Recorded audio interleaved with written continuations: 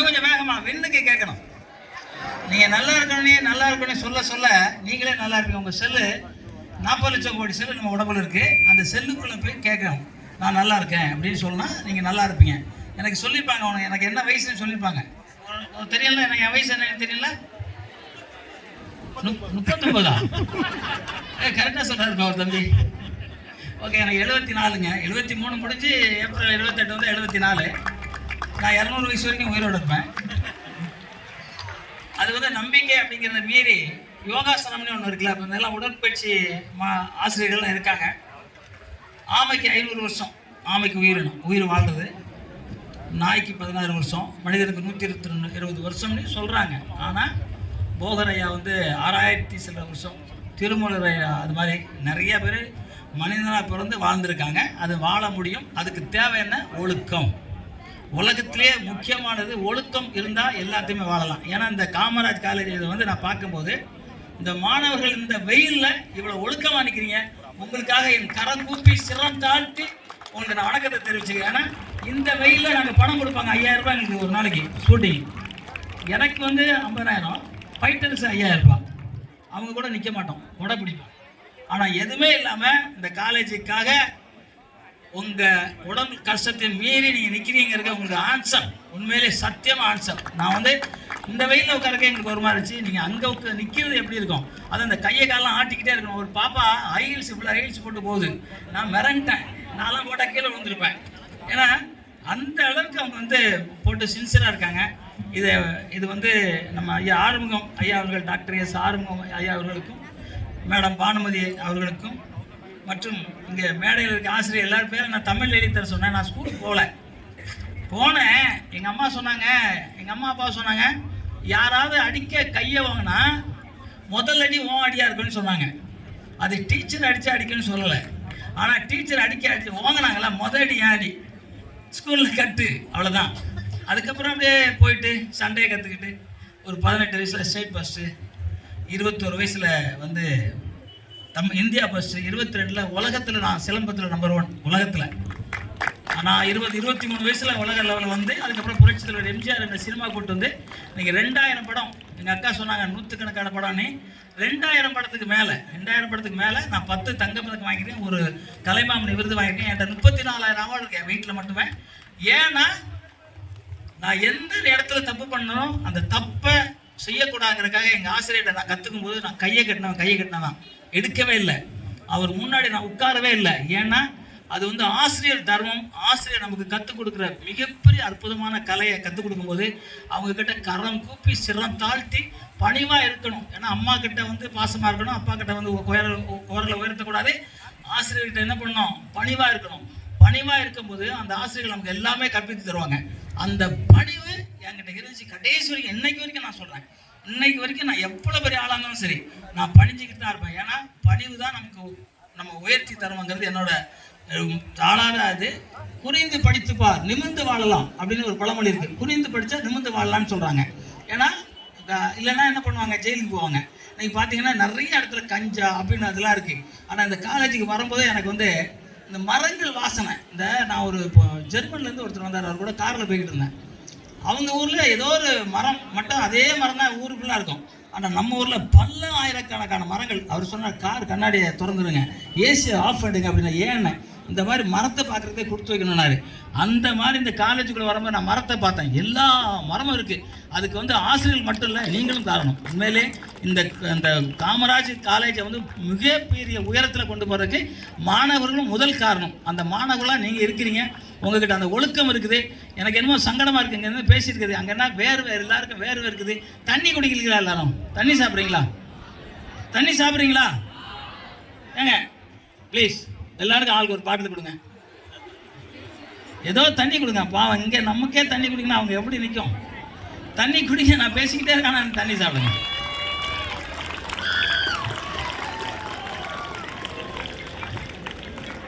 ஏன்னா எனக்கு தெரியும், ஷூட்டிங்கில் நிற்குவேன், வெயிலில் தான் நிற்பேன், எவ்வளோ தண்ணி குடிப்பேன்னு தெரியும். ஐஸ்கிரீம் கூட நல்லா சாப்பிட்லாம். ஒருவேளை பிரின்ஸ்பால் மேடம் ஐஸ்கிரீம் வாங்கி கொடுத்தா இப்போ நீங்களாம் ஐஸ்கிரீம் கூட சாப்பிட்லாம். ஆனால் ஐஸ்கிரீம் உடம்பு கெடுதல்.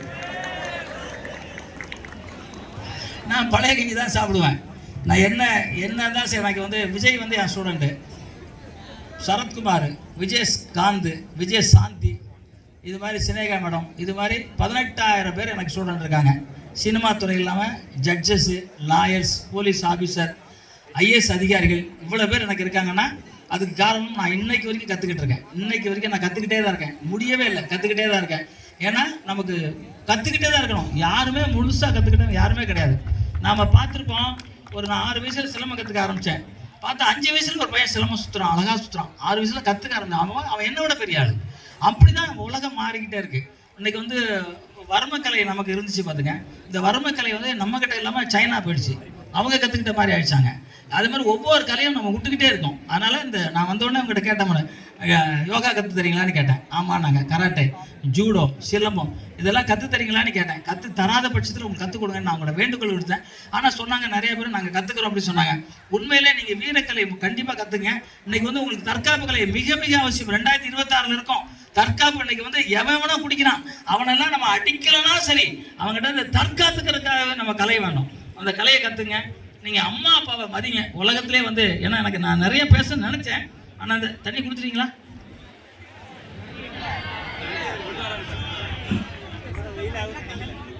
இல்லை தலையாது அப்படின்னு என்ன மாதிரி ஒழுக்கமாக நிற்கிறாங்க. இதுக்கு மேலே என்னங்க வேணும்?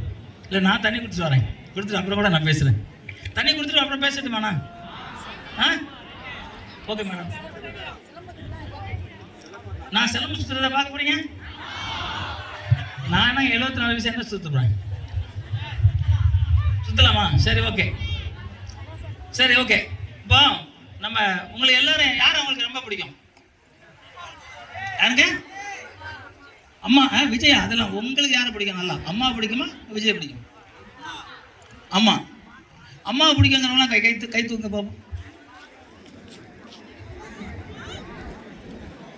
Okay, super. நான் உங்களுக்காக கை தட்டுறேன். அப்பா பிடிக்கிறவங்க கை தூக்குங்க. 2 பேரும் பிடிக்கணும், 2 கை தூக்குங்க.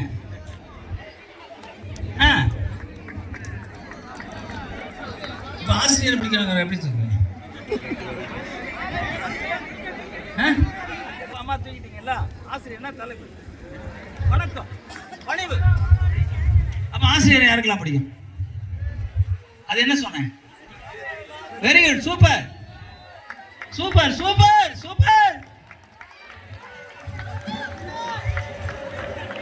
Super, correct. இதுதான் உலகத்திலேயே தாயை கண்டிப்பா பிடிக்கணும். ஏன்னா ஒரு பிரசவம் பண்ணும்போது 64 எலும்பை நம்ம உடம்புல ஒரே டைம்ல உடைச்சா என்ன வலி இருக்குமோ அந்த வலியோட தன் குழந்தை அம்மானி கூப்பிடுற ஒரு அன்பான வார்த்தைக்காக அத்தனையும் தாங்கி கொண்டு இருக்கிறதா ஒரு தாய். தாய் என்பது உங்க அம்மா மட்டும் இல்ல, பெண்ணினம் அத்தனையுமே தாய் தான். அது எந்த பெண்ணா இருக்கட்டும் சரி, அத்தனை பேருக்கும் நான் மனமாற தலை குணுறேன். அவங்க பெரும் விரல்ல என் காலை வைக்கிறேன் அந்த தாய்க்கு. ஏன்னா தாயை மிஞ்சி ஒருத்தர் உலகத்தில் கிடையவே கிடையாதுங்க. அந்த தாயை வணங்கணும். தாயை சாப்பிட்டீங்களான்னு எத்தனை பேர் கேட்டிருக்கீங்க? அம்மாவை சாப்பிட்டீங்களான்னு எத்தனை பேர் கேட்டிருக்கீங்க? சூப்பர் தம்பி, சூப்பர். சரி, நிறைய பேர் கேட்டிருக்கீங்க, நிறைய பேர் கேட்காம இருக்கீங்க. இன்னையிலேருந்து இந்த நிமிஷத்துல அம்மாவை சாப்பிட்டீங்களான்னு கேளுங்க. அம்மாவை சாப்பிட்டீங்களான்னு கேட்கும்போது அந்த அம்மாவுக்கு கிட்ட இருந்து ஒரு அன்பு வரும் பார்த்தீங்களா? அத்தனை கடவுளும் உங்களுக்கு ஆசீர்வாதம் பண்ணக்கு சமம் அந்த அம்மாவோட பாசம். அந்த அம்மாவை வணங்குங்க, அந்த அம்மாவை வாழ்த்துங்க. அந்த அம்மா கிட்ட அடிச்சா கூட கேட்டுக்கிட்டு வாங்கிக்கிட்டு அம்மா சொல்றதே தெய்வ வாக்கா நினச்சிக்கிட்டு இருங்க. அதுக்கப்புறம் தாய் வந்து தன்னோட வயிற்றுல வச்சு சுமந்து பெற்றிருப்பாங்க. தந்தை தனது நெஞ்சிலேயே தூக்கி வளர்த்திருப்பார். அந்த தாயையும் தன் குழந்தையும் சேர்த்து நெஞ்சில தூக்கி வச்சிருப்பார். எத்தனை தந்தைமார்கள் சாப்பிடாம இருக்காங்க தெரியுமா? எத்தனை தந்தைமார்கள் தனக்கு ஆடை வாங்காம தன் குழந்தைங்களுக்கு ஆடை வாங்குவாங்க தெரியுமா? எத்தனை தந்தைமார்கள் தனக்கு பைக் வாங்காம தன் பிள்ளைக்கு பைக் வாங்கி கொடுத்துருப்பாங்க தெரியுமா? எத்தனை தந்தைமார்கள் தன் உயிரே போனாலும் என் குழந்தை நல்லா இருக்கணும்னு நினைக்கிறாங்க தெரியுமா? எத்தனை தந்தைமார்கள் தெரியுமா? அத்தனை தந்தைமார்கள் உண்மையிலே ராயல் சல்யூட். ஏன்னா எனக்கு அம்மா 6 வயசுல இறந்தாங்க, அப்பா 8 வயசுல இறந்துட்டாங்க. எனக்கு அந்த பாக்கியம் இல்லை, ஆனால் உங்களுக்கெல்லாம் இருக்கு. அதே மாதிரி வாத்தியார், குருங்கிறது வந்துங்க கண்டிப்பாக இருப்பாங்க. முகம் கூட கொஞ்சம் கடுக்கடுன்னு இருக்கும். ஏன் தெரியுமா? அன்பை காமிச்சா படிக்க மாட்டாங்கன்னு நினைப்பாங்க. ஆனால் அப்படி இல்லை, அன்பை காமிச்சா இன்னும் நிறைய படிப்பீங்க. அதானே உண்மை? எத்தனை பேர் அன்பை காமிச்சா படிப்பீங்க? இல்லை பேர் அடித்தா படிப்பீங்க? வரல, கேட்கவே இல்லை, சைலண்டாக இருக்கீங்க. ஓகே, அம்மா வந்து என்ன பண்ணுவாங்க? டீச்சர்னா அவங்களுக்கு குழந்தை இருக்கும். அவங்க வேற எங்கன்னா பக்கத்தில் ஊரில் விட்டு இங்கே வந்து டீச்சிங் பண்ணுவாங்க. அந்த தன் குழந்தையை விட தன்கிட்ட இருக்க படிக்கிற குழந்தை தன் குழந்தைய விட மேலே நினைக்கிறது தான் ஒரு டீச்சர். அந்த டீச்சருக்கு எவ்வளவு தலைக்கு வணங்கினாலும் சரி அது ஈக்குவல் ஆகாது. அந்த தாய்க்கும் தந்தைக்கும் அந்த டீச்சருக்கும் உங்களோட ஓங்கி கரகோஷம் இந்த விண்ணை தாண்டி அந்த விண்ணுலகம் போகணும்னு நான் நினைக்கிறேன். எங்க கைத்தட்டுங்க பார்ப்போம். அம்மாவுக்கும் அப்பாவுக்கும் வாத்தியாருக்கும்.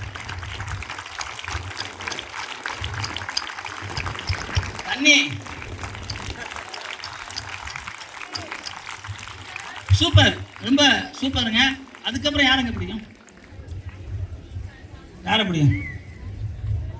மஞ்சள் கொடி வச்சிருக்க தம்பி சொல்லுங்க, யாரை பிடிக்கும்? யாரு? எல்லாரை விட உங்களை பிடிக்கணும். நீங்க இருந்தா தான் அனைவரையும் பார்க்க முடியும். நீங்க உங்களை பிடிக்கணும். நான் நல்லா இருக்கேன், என் ஹேர் ஸ்டைல் நல்லா இருக்கு, என் முகம் அழகா இருக்கு, என் பல்வரிசை நல்லா இருக்கு, என் பஞ்ச் பண்ணா யானையை கூட கீழே உழவு வைக்க முடியும் அப்படிங்கிற உங்களோட தன்னம்பிக்கை இருக்கணும். அந்த தன்னம்பிக்கை இருந்தால் மட்டும்தான் நீங்கள் ஜெயிக்க முடியும். அந்த தன்னம்பிக்கையோட இன்னையிலேருந்து சொல்கிறேன், இந்த நிமிஷத்துலேருந்து சொல்கிறேன். நீங்கள் காலையில் எழுந்தோடனே கண்ணாடியை பாருங்கள், கண்ணாடிக்கிட்ட நீங்கள் பேசுங்க. அது வேணால் விளையாட்டாக வேணால் கூட நினைக்கலாம். புரட்சித் தலைவர் எம்ஜிஆர் அவர்கள் கண்ணாடி முன்னாடி அப்படி வேண்டினார். கண்ணாடி முன்னாடி வேண்டினவர் ஒரு இறக்கும் வரை அவர் தோற்கவே இல்லை. அவர் ஜெயித்து கொண்டே இருந்தார். ஏன்னா உங்களையே நீங்கள் வேண்டுறீங்க, நான் நல்லா இருப்பேன், நான் நல்லா இருப்பேன், நான் நல்லா இருப்பேன். நான் வந்தோடனே எப்படி இருக்கீங்கன்னு கேட்டேன். நீங்கள் நல்லா இருக்கேன்னு சொல்ல சொல்ல உங்கள் குரல் அப்படி இருக்கும். அதே மாதிரி கை தட்டினீங்களா, கை தட்டது இப்படி தட்டுறது வேற, இப்படி தட்டுறது வேற. இது வந்து நம்ம இதயத்தை ஸ்ட்ராங்குபடுத்தும், நம்ம உள்ளத்தை சந்தோஷப்படுத்தும், நம்ம நாடி நரம்புகள்லாம் சந்தோஷமா இருக்கும். ஒரு மியூசிக் கேட்டிங்கன்னா என்ன பண்ணணும், நம்ம ஆட்டோமேட்டிக் காலாட்டுவோம், கையாட்டுவோம், தலையாட்டுவோம், ஏதோ ஒன்று ஆட்டிக்கிட்டு இருப்போம். அந்த மாதிரி இந்த கை தட்டும் போது நம்ம உடம்புல இருக்க 72,000 நாடி நரம்புகளும் புத்துணர்ச்சி வச்சிருக்கோம். நமக்கு எவ்வளோ அணுக்கள் இருக்கு? எத்தனை லட்சம் அணுக்கள் இருக்கு? யாராவது ஒருத்தர் சொல்லுங்க, எத்தனை அணுக்கள் இருக்கு? 4 அணுக்களா? யாராவது அங்க இருந்து கேட்டுங்க சொல்லுங்க, எவ்வளவுங்க? 10 2? அந்த நல்லவர் மட்டும் கொஞ்சம் அப்படியே தலையில அப்படி காமிச்சு போங்க. அவர் கை தட்டுங்க. எங்க இருக்காரு? 2 காமிச்சவர். சரி, அதெல்லாம் இல்லை. 40 லட்சம் கோடி அணுக்கள் இருக்கு. 40 லட்சம் கோடி நம்ம உடம்புல ஒவ்வொரு அணுக்களும் இருக்கு.